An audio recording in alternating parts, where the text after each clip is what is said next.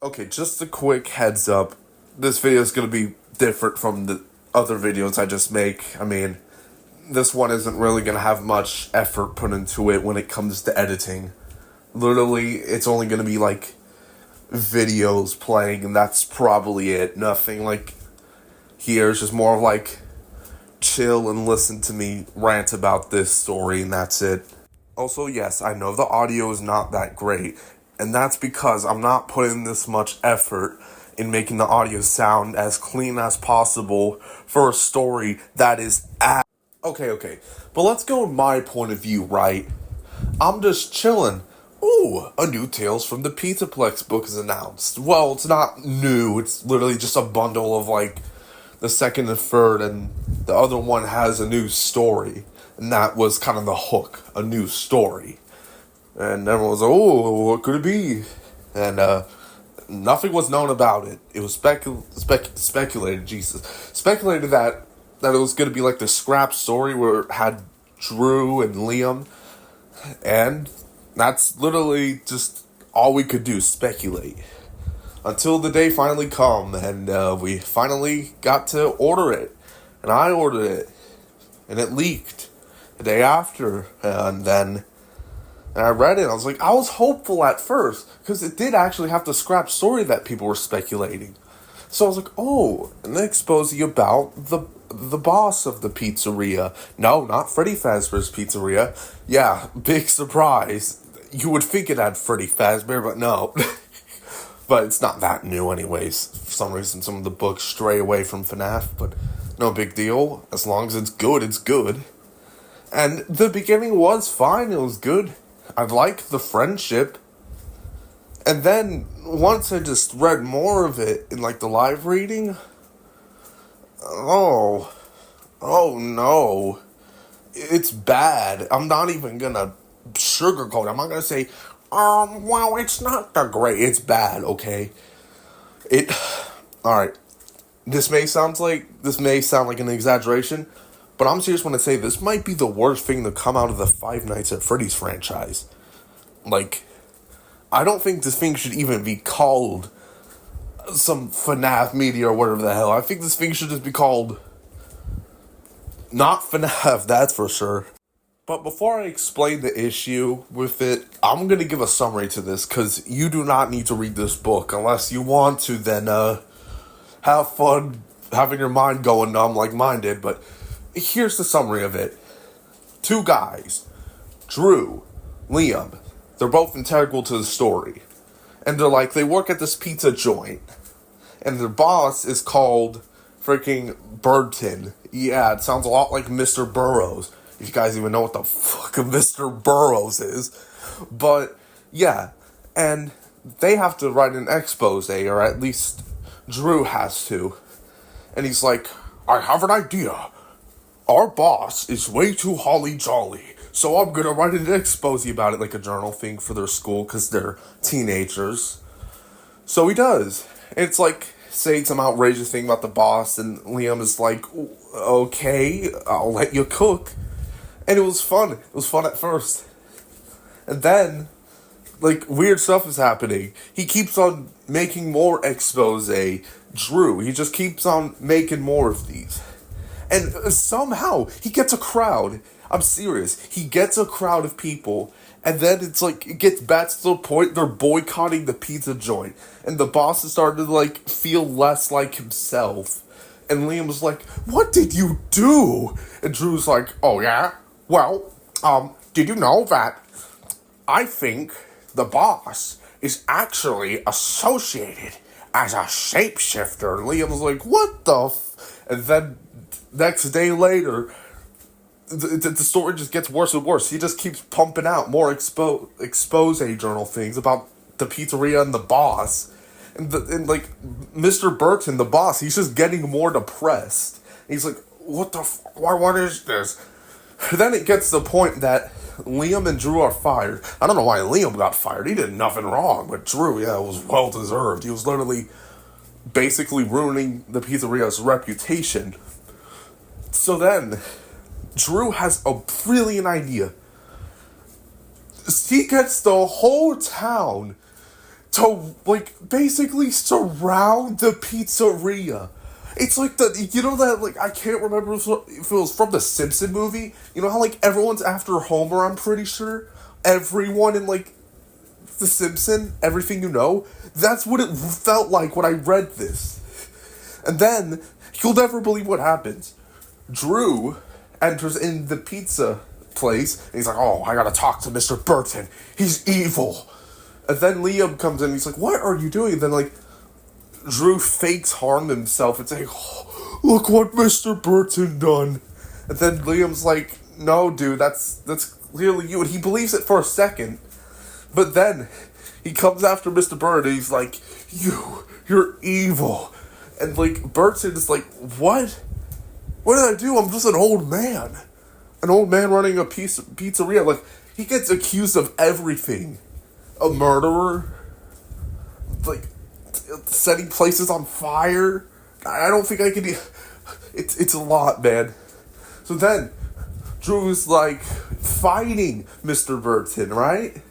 And Liam was like, "What are you doing?" And Drew says the most corniest thing, like some like Smiling Friends, that Alan episode, where like his landowner goes like, "Yes, it was me all along. I did all this."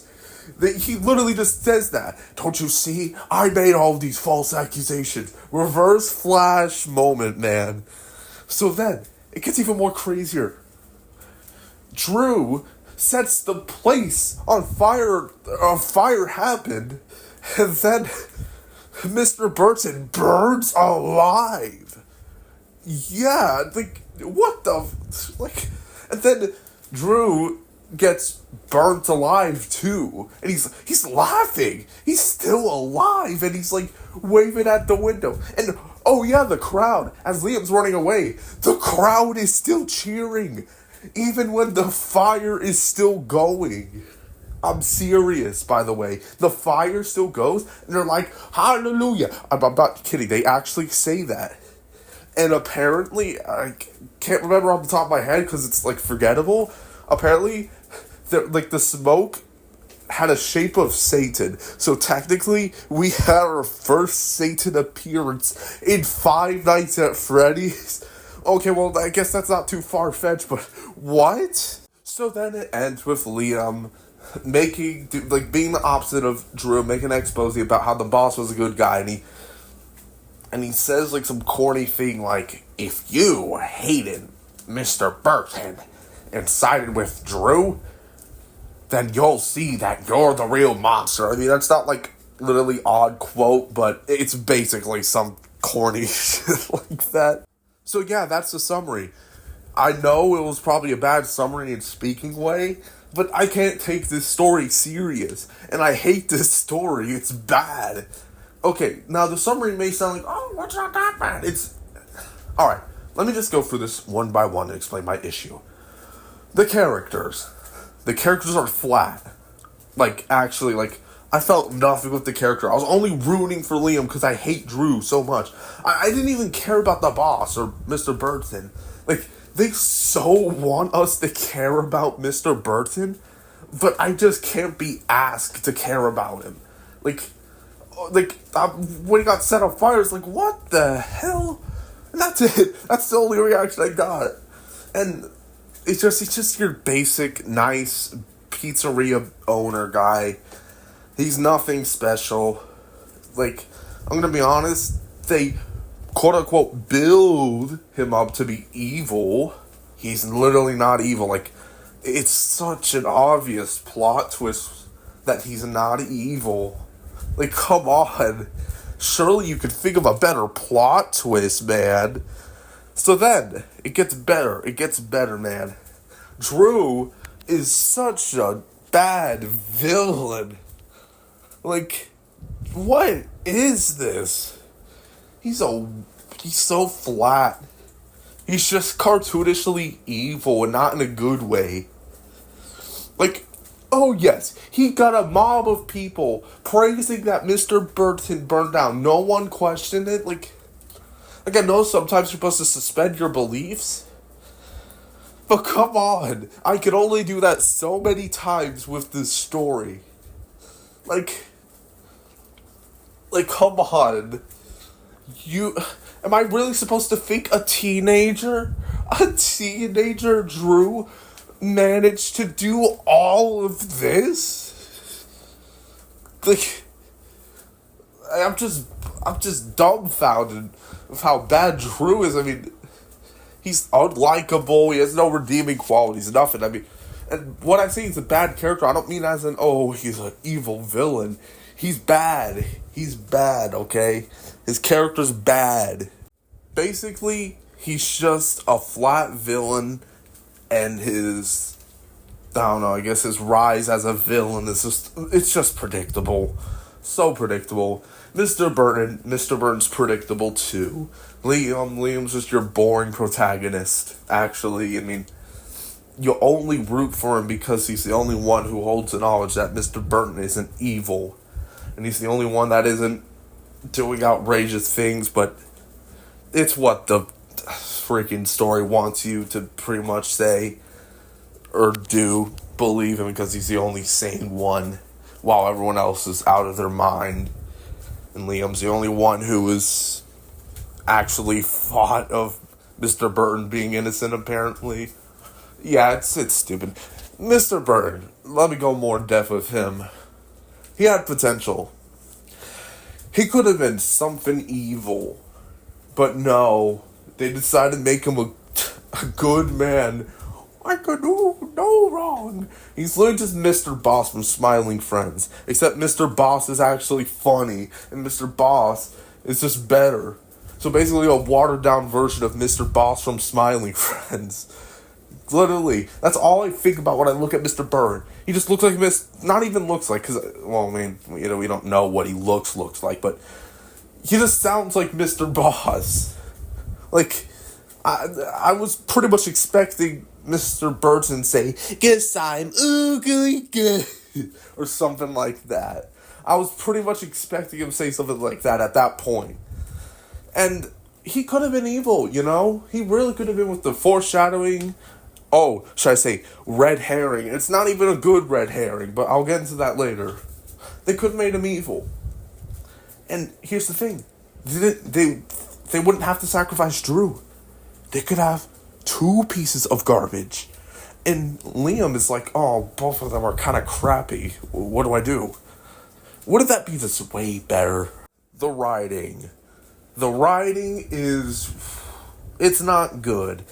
And I know some of you are going to be like, the writing? What do you mean the writing? Yes, actually, to your surprise, I do care about the writing other than digging for lore. Because the writing is actually what makes the book good. Or bad in this case. The writing, it's it's abysmal. Like, the writing's just so corny sometimes, the quotes. And sometimes it's just mind-numbing to read. The writing's just, I don't even know what to say. It's bad. Okay, I have my thoughts together. With the writing, with the characters, it's outrageous. I don't know. Let me see if I get this word right. Preposterous. I probably fumbled the word, but it's that. It's stupid. How preposterous. I don't even know why I just said that, but it's stupid. The writing is just... They fumble the bag with the writing, and that's a damn shame, because the writing can actually be very good in these FNaF books. They can be. The Silver Eyes. Silver Eyes is an amazing example, actually. Like, literally, after this whole monologue being like, oh no, I'll be safe, because I am one of them. That is so good.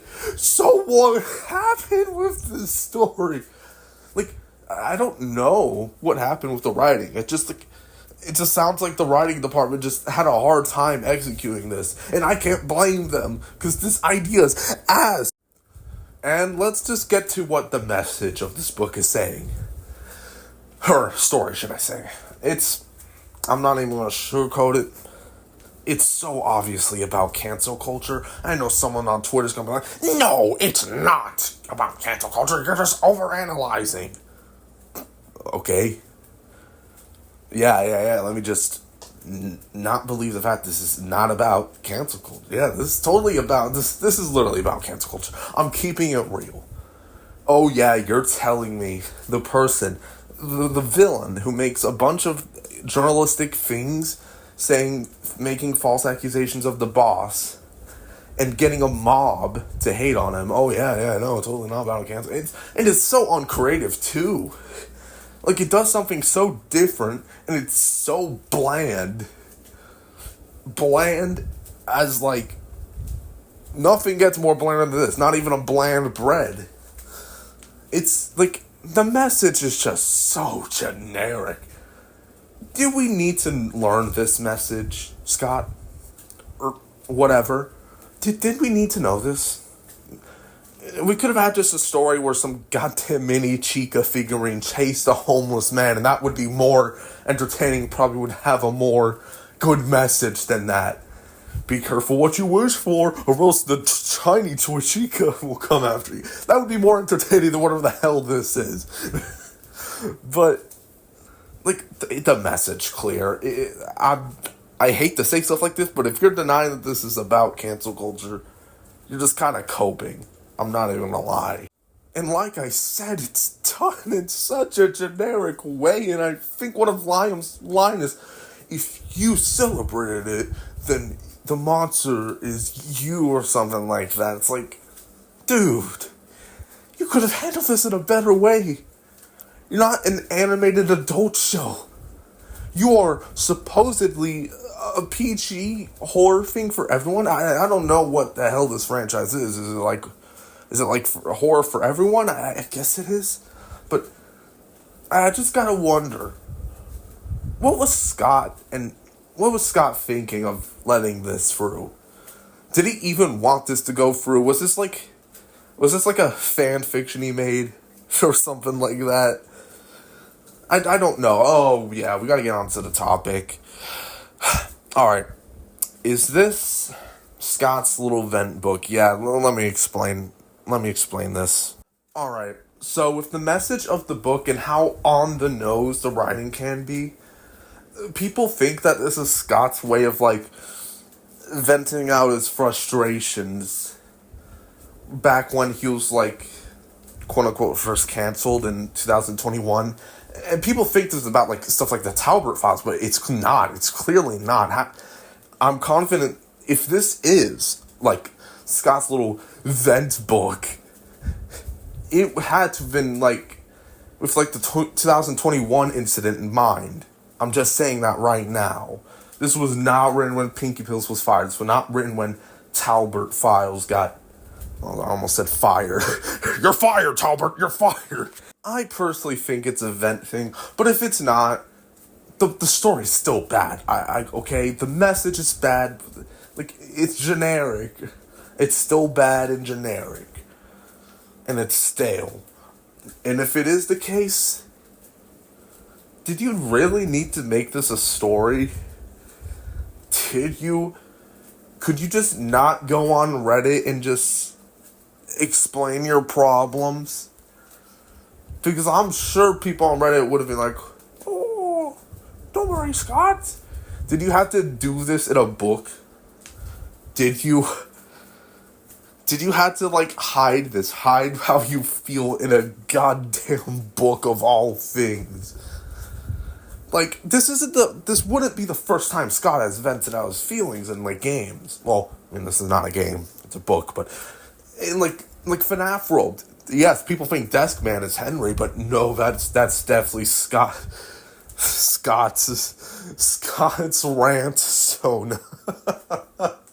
I'm sorry, all I could think about is the cartoon rants. People like Mr. Enter, that's all I could think about, just Scott looking like Mr. Enter when I say rant soda. But if it is, good Lord, Scott, just discuss your issues on Reddit. You don't need to hide this message or meaning in a book. Just say it. Now, whether you believe that thing is the case or not, I personally do. Let's ask the question. What does the community think? You're gonna be surprised.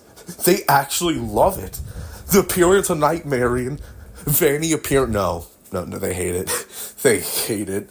They hate it. They hate it they hate it just much as me. Like, yeah, this isn't FNaF Twitter's overreact. No, everyone hates it, man. Discord hates it. I haven't looked on Reddit because God knows I'm not looking at FNaF Reddit. But no one likes this. And if you do like this, good for you, I guess. You're probably the strongest soldier because I know I couldn't bear to like this booty story. But it's bad. Like the Once song, How Bad Can I Be? Yeah. That's the story. Everyone hates this story. I hate this story. Well, I mean, not everyone hates the story. It means people defend it. And it's a bad story. And I'm going to explain, my full thoughts. Did this affect my perspective on the franchise? Yes and no. For one, this has me more dreading on what the hell could even be next with the FNaF books. Because for all I know, we could still be getting the same Goosebumps type of books where it's free stories. And for all I know, Scott could make more rant sodas. And we're going to be caught in this loop.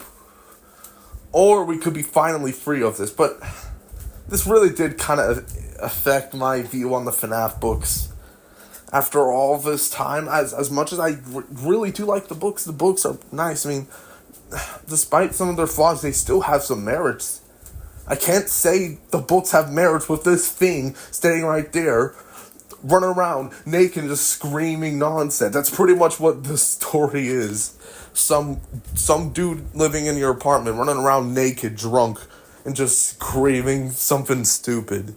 Listen, I still love FNaF with all my heart, I do. But what the hell is this? What am I looking at? This isn't even a FNaF book. This isn't even a Tales from the Pizzaplex book. This isn't anything. This just feels like something you'd see in some, crappy adult show. This is exactly what you'd see. Some, crappy adult show episode where it talks about this. That's pretty much all it is. I've seen people say, yeah, this book ain't canon, or the story ain't canon. And listen, I believe that a lot of the things all of the things from Tales from the PSX are canon, but I'm agreed that this is not canon. This doesn't work. I don't care if the ending said, oh, rumors said that it's gonna have a new pizzeria. I don't care, man. It's not canon. I will actually make this not canon. I don't care. And plus, it's not like it holds any lore purpose either. I mean, oh yeah, can't wait to work with two teenagers fighting, basically. Oh, how's this gonna affect the Mimics lore? Come on, be for real for a moment. And I know someone's probably gonna say, oh, why are you negative all the time? I'm not negative all the time. And I like to be fair to this franchise, and I like to be honest to this franchise. We can have both of that. I can be fair, and I can be honest, whether it's critical or just positive. I mean, look at Ruin, for an example. I gave an honest thought. I thought it was really great. Some of the gameplay could have been expanded upon, but it was very good. While this, you can't really compare Ruin to a freaking book, so scrap that, and we have this. I don't like it. I hate it. I'm just gonna keep it real. I don't like this in the slightest. It's like a 1 out of 10. It's only a 1 out of 10 because the beginning was nice, and that's it. That's about it.